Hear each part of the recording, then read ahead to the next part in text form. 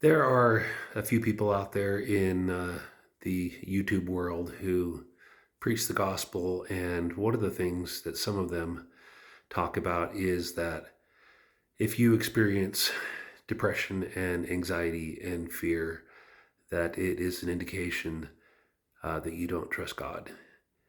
And whether or not that's true, I don't think it's very helpful. It's not very useful, and I want to counter that a little bit in this video. Um, Partially because I have been going through some anxiety, um, especially in the last few weeks. There are some real issues that I'm trying to um, address in my life and the life of people around me. And I've woken up many mornings with just kind of a soul crushing anxiety that just not knowing what to do, knowing that I need to do something, but not knowing what to do. And it's hard waking up with that.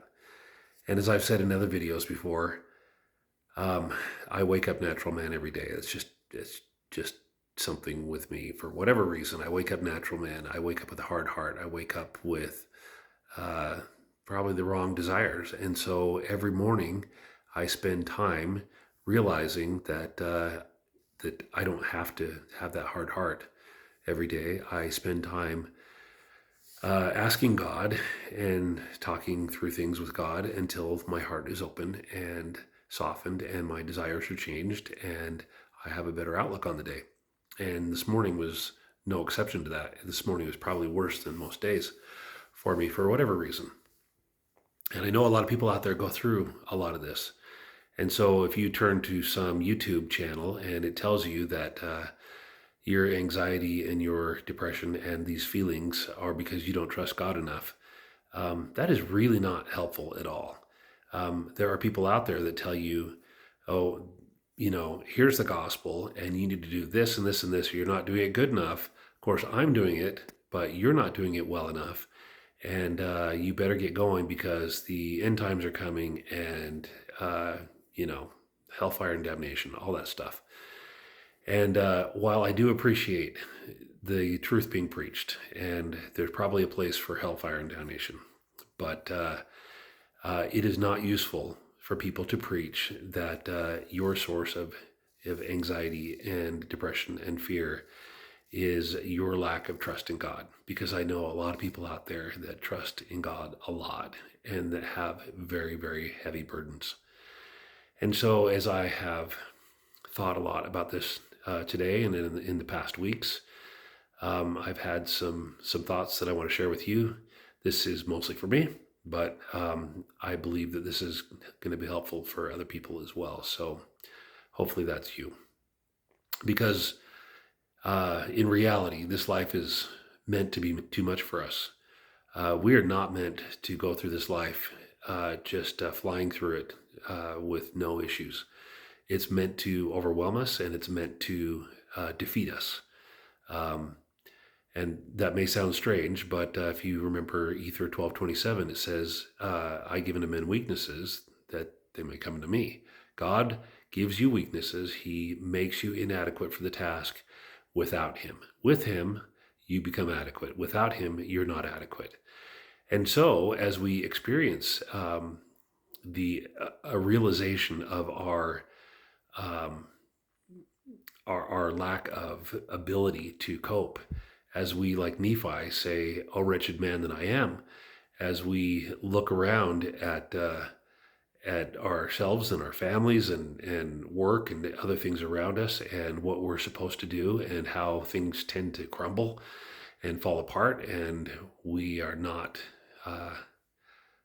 good enough, is the answer to go and hear somebody tell us um, how bad we really are. So a lot of this content out there really um, tends to crush my soul even more than it was already crushed in the first place, which is difficult. So what's the solution? Well, I've given you a hint to the solution already, and that is realizing our awful situation and taking it to God. Now, it's interesting in the New Testament. One of the last books written in the New Testament is the book of First John. This is written by John the Beloved, same guy who wrote the Gospel of John, same guy who wrote the book of Revelation. And if you look up this, what the scholars say, they say First John was probably written between 95 and 110 AD. So it was certainly written later on, one of the last books to be written.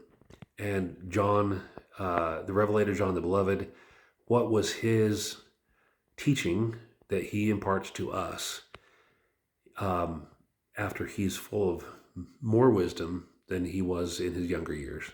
What does he teach? Well, one sentence. He says, God is love. That's a pretty short sentence. When all is said and done, he says, God is love. Another thing that he says is that we love him because he first loved us. And just to understand that God is a God of love, and everything he does is for our benefit, and that we can only love others, we can only give love to other people, we can only do that as we are filled with his love. So our first job in life is not to go out and do a whole bunch of stuff to get on top of our huge long list of things that we can never completely get on top of. Our first job actually is to get filled with God's love, because that really does change everything. Love is so much more motivating than fear or preaching hellfire and damnation, or lists of checklists that we're never going to do. And like I said, we're not meant to do this on our own. This is not meant to be done by us. It's meant to be us yoked with Christ. It's meant to be done with the power of God. See, God wouldn't have sent us here if we would just, fly through no problem at all, because we would have no need for him. We would have no need at all for what he has. We're meant in this life to realize at some point, and some of us, it takes decades to realize that no matter how much of a type A personality we are, no matter how organized we are, no matter, how we whip people into shape in our family, whatever, it's not enough. And if that's how we run our lives, is by checklists and by the whip and by, forcing people to do things, that's not God's way anyway. God's way is love. So the most primary thing that God asks of us is to accept his love into our heart. And if we don't have that, we shouldn't even move on to the next step. That is why every day, every morning, it is really important that we spend time getting our hearts opened. That God's always facing toward us. His heart is always open toward us, no matter what. Our problem is that our hearts close off really quickly. We're natural man. We're enemies to God by nature. And by nature, we're going to turn away from him. Our hearts are going to close off. And that happens at least once a day. Actually, it probably happens about 100 times a day that our hearts close off, and the love that we felt from God diminishes because we're turned away.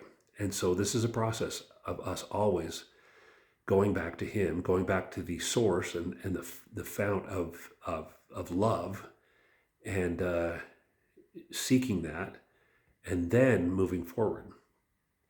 If you were filled with love, God's love, and you could take that to somebody else and just touch them and give them that love, how would that change things for them? If you were in the middle of the most stressful and anxious episode of your life, with just being overwhelmed, and somebody came to you and could touch you and impart God's love to you, how would that change everything? In reality, it would change everything.